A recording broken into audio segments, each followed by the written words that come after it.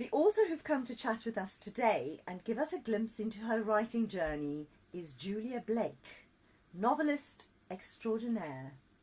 Julia was born and raised in the lovely historic market town of Bury St Edmunds, where she lives with her daughter. She describes herself as a typical Cancer in that she always likes to visit new places and see new things. She's always very pleased to get home again, though.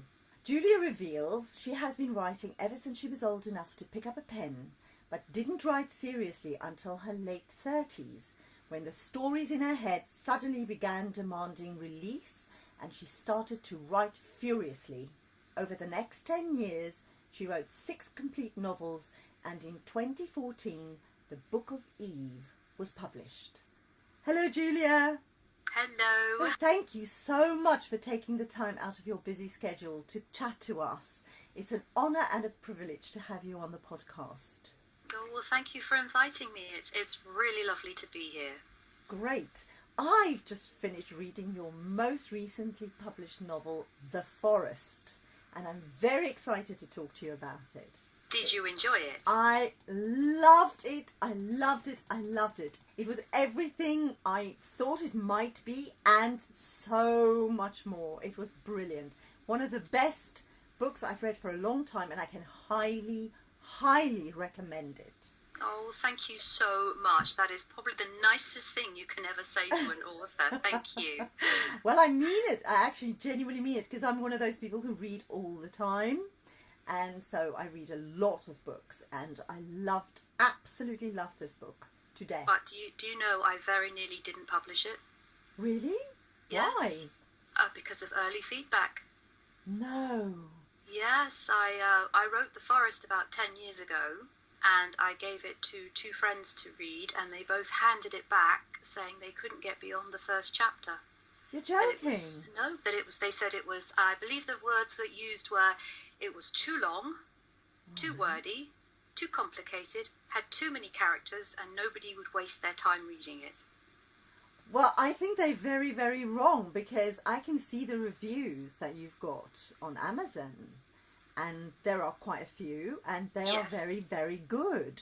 They are. I mean, the reason why I changed my mind about publishing it, it got put away in a drawer, and I forgot about it for 10 years.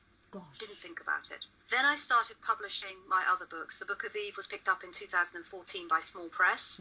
I then decided in early 2017 to self-publish other books. Right. And always The Forest was at the back of my mind, but always I kept remembering what those people had said to me. Oh. And then I happened to mention it to my bestest cousin. She's like my sister. Right. And she was talking about all my books and saying, oh, what's coming out next? What are you publishing? And I said, oh, I've got this one to do, and then this one, and then, oh, that's it, except for The Forest. And her ears pricked up, and she said, The Forest? I've not read that one. What's that one? And I said, well, I wrote it 10 years ago, and I gave it to 2 people to read, but they didn't like it, so I didn't bother giving it to anybody else. And she demanded to read it. So I handed it to her. I still had a tatty, printed-out copy that I'd done 10 years before. Right. She read it in a day and came back to me and said, I don't know what those other 2 people were thinking of, but this is by far and away the best thing you've ever written. So I sought some other feedback from a very close friend of mine who's another author whose opinion I trusted. Right. And she came back to me and said, yes, absolutely, publish this. So that was last summer and this summer. And I just had it edited, went through it, tweaked it, rewrote pieces of it, sent it out to ARC readers, and then published on the 23rd of October. And so, like I said, it very nearly didn't happen. I'm so glad it did, because it is one of those books that once you start reading it, you genuinely cannot put it down. I think I read it very fast as well. So, I mean, it's a long book. That was one of the criticisms, that it's a long book. It's 129,500 words, which sounds a lot. Yes. But I always felt it was a quick read. It is a quick read. I was just going to say, yes, it probably is a long book, although it doesn't feel that way at all. It really doesn't. I read it really fast. I mean, I'm a fast reader anyway, but I think I read it in about a day as well. Which is amazing if you think of how long it is. That's amazing. 129,500 words to be read in a day is pretty good. Yeah, I mean, but I couldn't put it down, so I did nothing. I just read. Sorry, But it was a brilliant day, a fantastic escape, and I loved every minute of it. It's brilliant. And here's the crazy thing. As I was reading it, I could see the pictures in my head, and I kept thinking, oh, this will make the most amazing movie. Well, I was thinking, someone said to me, do you want it to be a film? And I said, no, a beautiful BBC TV series. Ah, well, or that. It would be brilliant. I think a film wouldn't be able to get all of it within true. Such a tight time constraint. Yes, I think it needs to be at least 6-hour-long episodes. Yes. So every single nuance can be explored in its fullest. Yes. Because it's so full of stuff. It's brilliant. I'm going to ask you some questions about it because I'm dying to know. I'm so curious about some of these things. So is the forest in the forest based on a real forest, or is it one in your imagination only?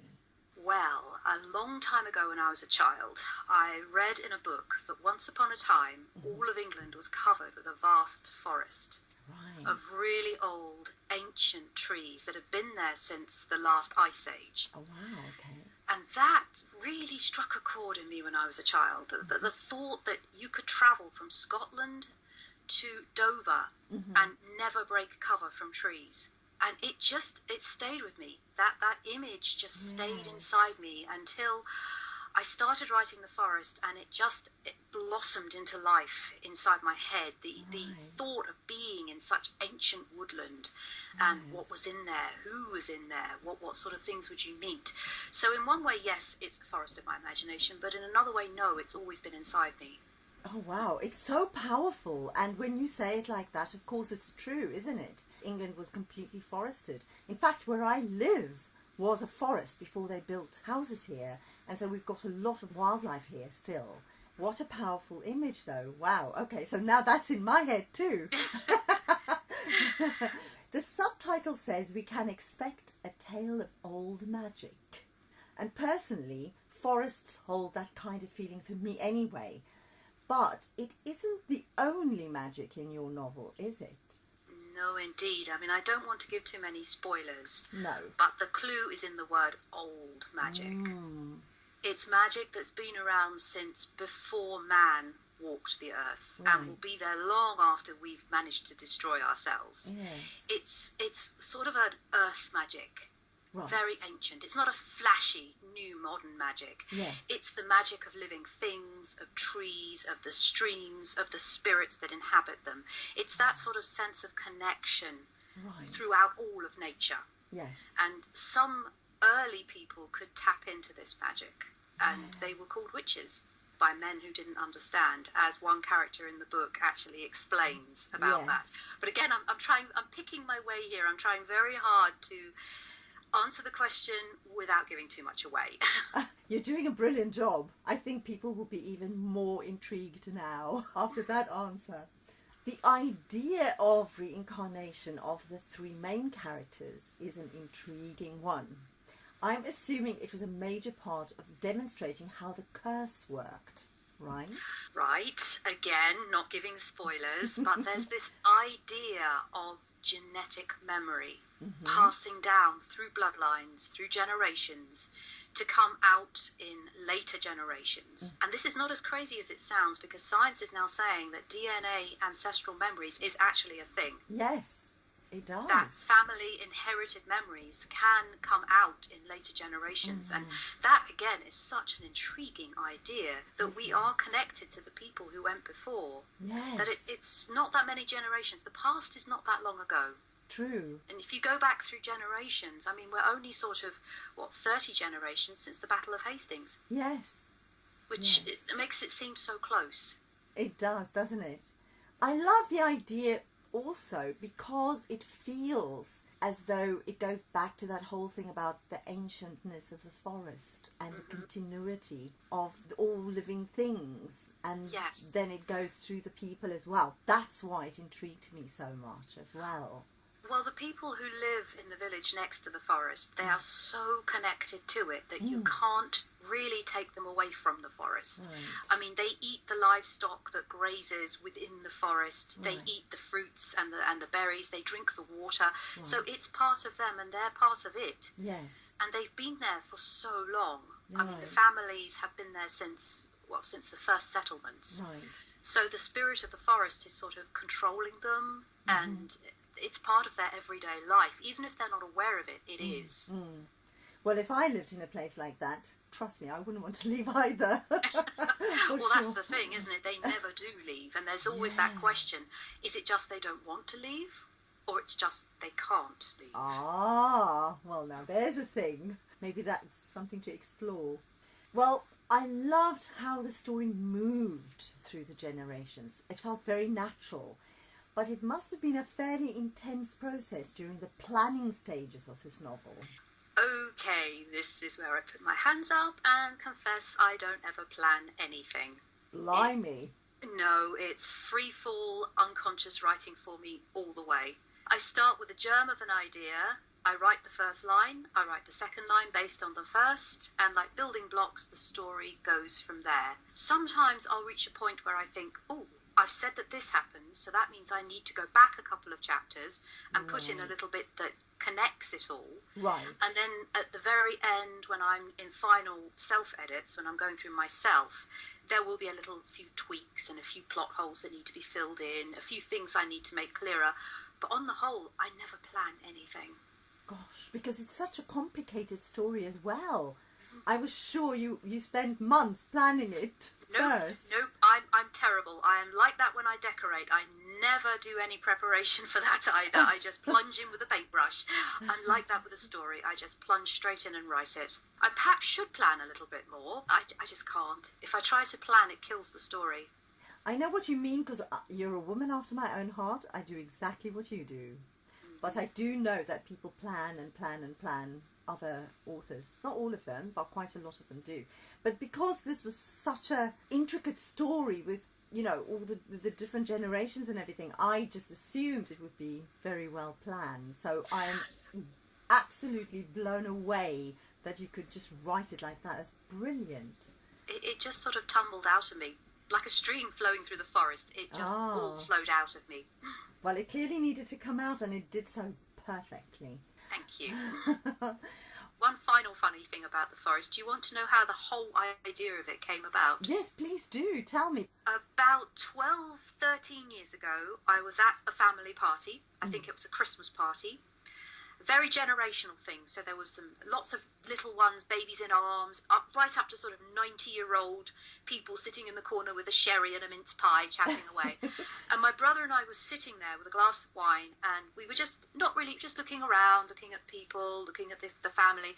And behind us there was a group of very elderly gentlemen who had discovered that they all came from the same location. So they were tossing names about, do you remember so-and-so? Oh, yes. Do you remember her? She used to run the local shop. And all of a sudden, one of them turned to the other and said, whatever happened to old Wally Twitchett? What a name. And my brother and I just went, what? Oh, please tell us that's a real person. And they said, oh, Wally Twitchett, yeah. See, and I went home after that party, and for the next few days, I could not stop thinking about him. I just kept thinking, Wally Twitchett. And in my head, I knew what he looked like. Yes. Right down to the beaky nose and the protruding Adam's apple and the scrawny frame and the old bike he rattled around the village on. Oh, I had him in my head, and I thought, where does he live? He lives in this village with these other characters. And gradually the other characters, he goes every night to drink at this pub. Yes. Why does he go every night? Because he's in love with the publican's wife. But she's huge and unhappy. Why? What happened? So the beginning chapter of The Forest is probably why I hung on to it so tightly, because it was the seed, it was the origin, and everything grew out of it. So sort of, well, they're in this village, but they never leave the village. Ooh, I like it. Why? Why do they never leave? Because they're next to a big forest and there's a curse on it. Oh, what's the curse? And that's how my writing goes. It tumbles from one to the other. And then before I knew it, within a matter of literally a month, the idea for The Forest was in my head and I was writing it. Gosh, and it took about 4 months to write from beginning to end.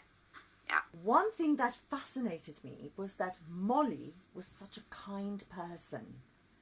Why then did her daughter turn out to be so horrible and manipulative?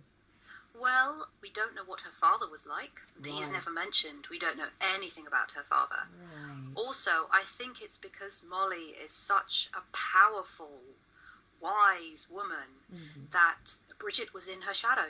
Right. And she got very, very jealous, very resentful. She hated the fact that so much attention was given to Sylvie, the lady, and she really hated her mother for not giving her her power, because it hadn't been passed down to her. True. And she wanted Molly to give her her powers, and Molly wouldn't. I think some part of Molly knew that Bridget would get up to no good with them, so she's resisting Bridget's pleas to give her the power. Right. And that, I think, in turn, made Bridget just more and more frustrated and more evil. And also, like I said, we have no idea of the circumstances of Bridget's conception.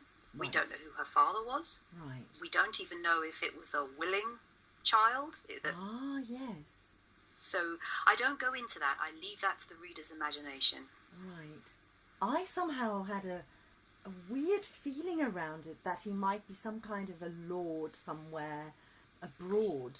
Possibly. Who knows? It was a long time ago. They were dark times when women had no rights over their own bodies. Right. And if you were a serving woman, who knows what could have happened to you? Exactly. I mean, who knows? We're going back a long time to pre-Norman conquest days when the events in the forest happened. So droit de seigneur was very much a thing, that the lord of the manor had the right to every woman in his estate. Of course. And that's not to say that they took advantage of it, but some might have done. You just don't know. Yes. You don't know. And also, I know plenty of really nice people who have horrible children. I think it's genetics. Sometimes it's just, they're just nasty for no reason whatsoever. They have the nicest mum and they are horrible to them. So it's the way it goes. That is absolutely true. So my next question is about the Green Man. I wondered when the Green Man was going to appear, and I was very glad that he came to save the day, so to speak. Could you talk a little bit about him and his relationship with the forest, please? Right. Well, again, the Green Man is something I've been interested in all my life. I come from the heart of Suffolk, and he is to be seen everywhere. He is carved into church doorways. He's carved into the lintels of old buildings. We have at least 3 pubs named the Green Man around here, and everywhere you look, there's that image of the face with the foliage and the acorns growing out of him. Right. Sometimes they vary slightly from image to image, but it's always that central idea of a figure emerging from foliage, from greenery, from leaves, from trees, from hedgerows. So that's always interested me. And when I started writing The Forest, he seemed such a natural choice to be the spirit of the forest, the guardian, if you like. Yes.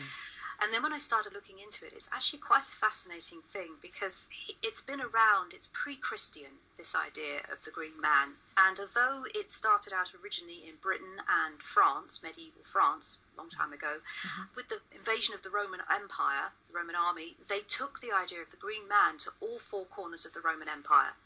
So images of the Green Man icons can be found as far afield as India.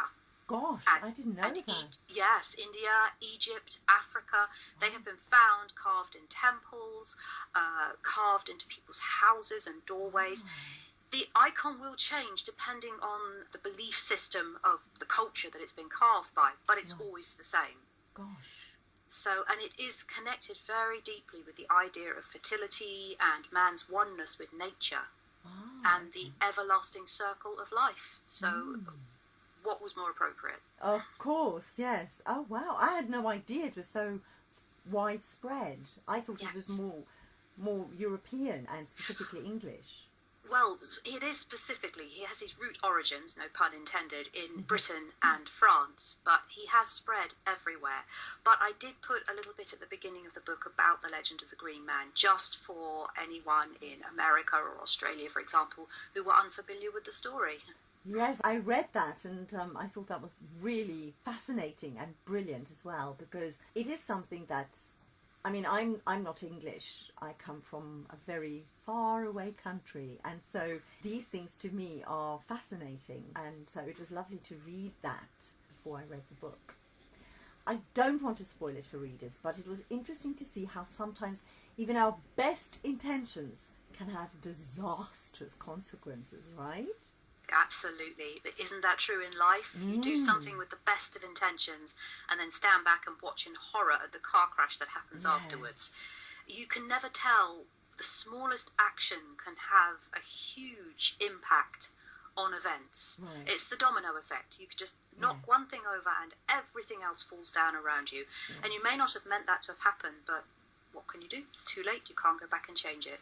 Yes, and wow, the consequences in the forest was interesting. Yes. Echoed through centuries, yes. Didn't it just? And I think that is one of the reasons that it's such a page turner. You want to know what's happening and why, and is it going to come to an end, and is it going to be resolved? And yeah, so it's one of them. So let me ask you, what is the most challenging aspect of your writing process, would you say? Actually sitting down and writing. I am the world's worst procrastinator. I will always find 100 other things that need to be done before writing. I allow myself to be distracted very easily. Right. I mean, I read about other authors who write in coffee shops. How do they do that? I couldn't. I would be too interested in the conversation between the ladies on the table next door. I would be playing peekaboo with the child in the pushchair on the other table. I would drink way too much coffee. I'd end up knocking the coffee over my laptop and over myself. I am safest at home, and also I'm quite a vocal writer.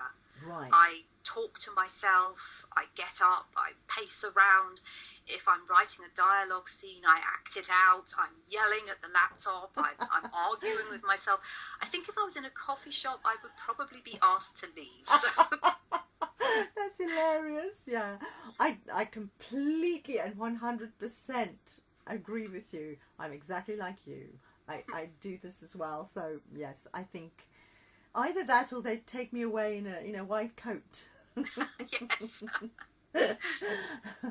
So I can relate. Are all your novels standalone, or do you plan on turning some into series? I already have a series out there. Lost and Found and Fixtures and Fittings are book 1 and 2 in the Blackwood family saga. Right. It's going to be a 7-book series, and the other books are in my head. Not written down on a piece of paper anywhere, of course not, but just they're all in my head. I am currently halfway through the sequel to Becoming Lily. Right, okay. And that is going to be a trilogy. Possibly a quartet, but at the moment definitely a trilogy. I have ideas for books 2 and 3 for Erinsmore in my head. So yes, I like books that connect. Right. I hate cliffhangers, but I like books that connect. Yes. So I like it when you've read, for example, in Becoming Lily, Lily is the main focus of the story. Right. But she has an amazing crowd of supporting characters around her who have their own lives, their own stories going on behind her, behind the central plot. Right. Well, at the end of Becoming Lily, when everything has been resolved and everything's happy in her life, at the start of the next book, some of the other sub-characters will step forward and it will be their turn in the limelight. Right. So I like books where the characters all know each other. Yes, I agree. I'm the same as you. I love all that. Okay. Oh, that's good to know, because your writing is so lovely. I didn't want to leave the forest, by the way. I was quite sad when it ended. Everybody keeps asking, is there going to be a sequel? Well, I'm not sure where I could go anymore with it, but ideas are tumbling around in my head, so never say never. Oh, good, because I did not want to leave it. I was like, shall I read it again? I just didn't want to leave it. It's one of those books, so I can imagine. I haven't read your others, but if it's anything like The Forest, I can't wait to get hold of them now. They're all very different because I am such a multi-genre author. I just write whatever story's in my head. Excellent. I don't care. I don't care if it's science fiction, fantasy, contemporary, romantic suspense, short stories, poetry, you name it. If the story's in my head, it just comes out. That's fantastic. And I don't understand why people restrict themselves with genres. I've seen readers say, "Oh, I only ever read romance," or "I only ever read horror." Well, that's dreadfully restricting. It is. I do agree with you. And I think, I don't know about readers, why they do that, but I suspect with writers, it's to do with how it used to be with traditional publishing, I would imagine, where if you sort of specialised in a certain genre, then it was easier to publish you and to market you. But because we can now choose to be independent authors and do our own thing, I think that's less and less the case. I have met lots of authors who are multi-genre authors. I am one as well, and so I'm like you. If there's a story in my head, it must come out. It doesn't matter what the genre is, the story must be told. So, absolutely. I read this thing years ago that Martha Graham said. She was the grandmother of dance. You probably heard this many times, where she talked about, and I'm paraphrasing, this is not exactly what she said, but she said something like, there is an energy, a quickening, a vitality within you. It can only come through you uniquely, and if you do not express it, the world cannot have it. Exactly. You yes, know? If there's a story inside you, you must write it. Yes, definitely. If your life was a novel, what would the title be? Probably it seemed like a good idea at the time. Or I love that. she was told she couldn't do it, but she did it anyway. Brilliant. That's even better. I've always been very stubborn. If people tell me I can't have something or I can't do something, I just quietly nod my head and then set out to see how I can achieve what I want. I'm hardworking. I know that. I know I work too hard, but it's what I want. I want to write. Yes. And at the moment I can't write full time, but hopefully sometime in the future that will change, and then I can do exactly what I love all of the time. Fantastic. Well, I think the world needs you as a writer, because your writing is so stunning. Seriously, I'm so excited about your books. How many hours per day do you write, and how long on average does it take you to write a book? Oh, goodness me, that is such a hard question. I'm terrible. I've read articles that say if you don't write every day, you're not a proper writer. Well, in that case, I'm not a proper writer, because life gets in the way. Of course. Other things have more importance, such as going to work, making sure my home is not a pigsty, making sure my daughter has clean clothes and everything she needs for school. Everything else tends to get in the way first. I'm a shocking procrastinator. So there's always some reason why I don't want to write. But then when I do sit down, I sort of binge write. Right. I mean, for example, last year I had 2 weeks off between leaving one job and starting my current job. Right. And I'd managed to clear the decks beforehand. So for a fortnight, I just wrote. Fantastic. And I wrote a 50,000 word novel in 2 weeks. That's great. Gosh. So I can do it when I put my mind to it. And when my procrastinating backside is forced down into a chair, I can do it. But it's just that mindset of saying to myself, today I'm going to write. I mean, this morning I sat down, and in 2 hours I rattled out 5,000 words. So I can do it. Yes. It's just making myself do it. Yes, and doing it, yes. Yes. I do understand completely, yeah. So what motivated you to become an indie author? I tried for a very long time to get published. I mean, I started trying to get published about 13 years ago, and it was very different then. It was still the old-fashioned, you had to send off your first 3 chapters to an agent, wait 3 months in case they came back to you. Usually the rejection slip came through, and then you had to try again. Right. And it took up months, years of my life. And I don't know what British agents and publishers were looking for, but it plainly wasn't me. So in the end, the Book of Eve was picked up by a very small press. And I naively thought, oh, this is it. I've made it. This is fantastic. This time next year I'll be writing full time. I won't have to work. I can just work at my writing. No, it doesn't work that way. Yes. It doesn't work that way at all, because obviously small press do no promotion whatsoever. Right. And I was so naive. I hadn't given that aspect of it any thought whatsoever. So after the first flurry of family and friends buying it, it just sat in the water and sold nothing.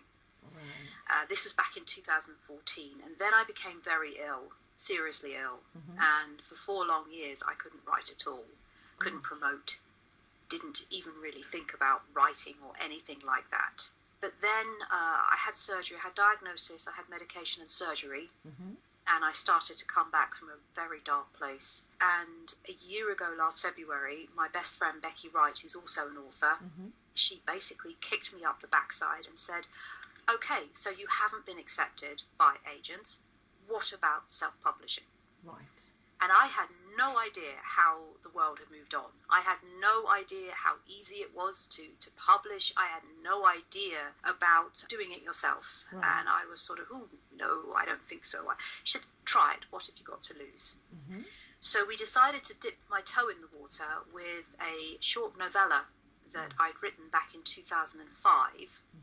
I had entered it in the L. Ron Hubbard Writers of the Future novella competition, and I came fourth in the world with it. Gosh, okay, so it's Yeah, got legs. so Yeah. so it was a very important moment for me, because it said to me that yes, you can write. Yes. All these agents and publishers are wrong. Yeah. You can write. Yes. Because there is a team of judges, influential judges, who have placed you above everybody else, you know, and said that yes, you can write. So Life Song was published as an ebook novella back in February 2016, I believe it was. No, 2017. That's it, 2017. And it did remarkably well. I was actually stunned at how well it did and how nice people were about my writing. And it just gave me that little push that I needed to actually get some positive feedback, to instead of shouting in the dark for years and years, which is what I've been doing, with no one telling me I was any good, with just constant rejection after rejection, to finally have readers saying, hey, actually we like this. You're good, we like this. So that encouraged me to then re-edit and publish Becoming Lily. Right. And then that was followed in the summer of 2017 with Eclairs for Tea and Other Stories, which is all my short stories, flash fiction, and my poetry. Then Lost and Found was published, then Fixtures and Fittings. And then, of course, this year, Life Song was brought out as a paperback, and I published Erinsmore. And then this October, I published The Forest. And there we so go. you're on your way, yes. On the way, Well, yes.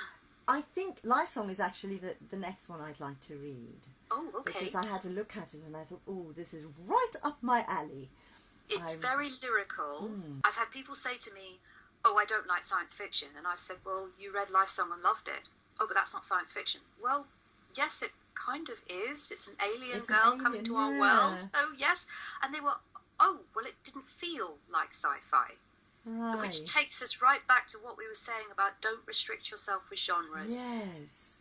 Yeah, there can be an amazing story, but it's packaged in a genre you may not be used to. Yes. But it doesn't mean to say it won't speak to you.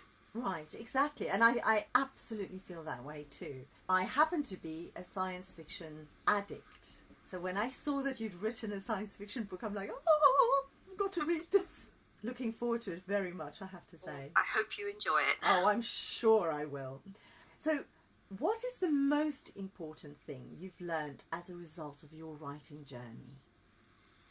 I think the amazing support network that there exists on social media. I mean, it's had a bit of a bad press. People saying that it's a vicious, evil place, that you shouldn't spend too long on it. And yes, there can be that side to it.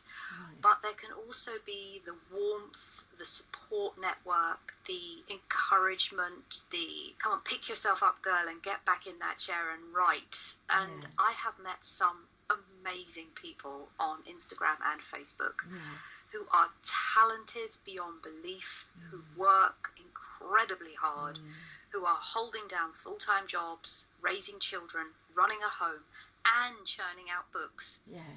and it makes you wonder how they do that. That is absolutely stunning. Yes. And to have them there, to know that at any time, day or night, you can just go on and say, hey, is anyone around? I'm having a bit of a wobble. I can't think of what to do. And people will just flood with advice and help and support and help you wherever you can, Yes. which is amazing. It is. And I think that that's one of the fantastic things about the indie author community as well, isn't it, really? Yes. In particular. Yes. Because we're all in the same boat.